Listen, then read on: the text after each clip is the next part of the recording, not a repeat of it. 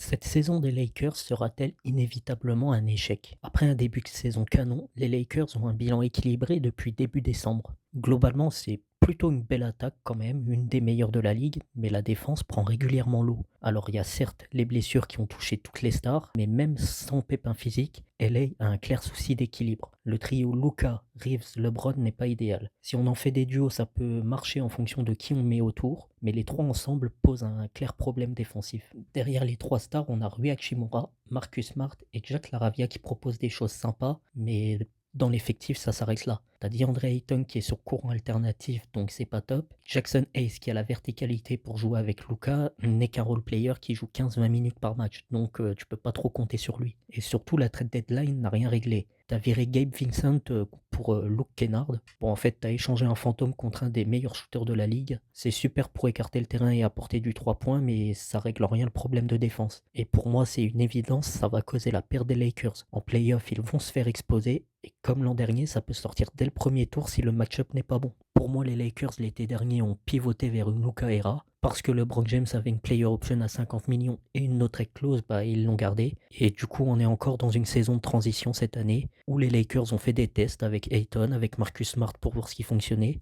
Et qu'à partir de l'été prochain, ils auront plein de caps. Et que là, les choses sérieuses vont commencer autour de Luka Doncic. Donc voilà, je sais pas ce que vous pensez des Lakers, ce que vous pensez de leur saison, ce que vous attendez d'eux surtout. Et dites-moi comment vous voyez l'avenir à Los Angeles.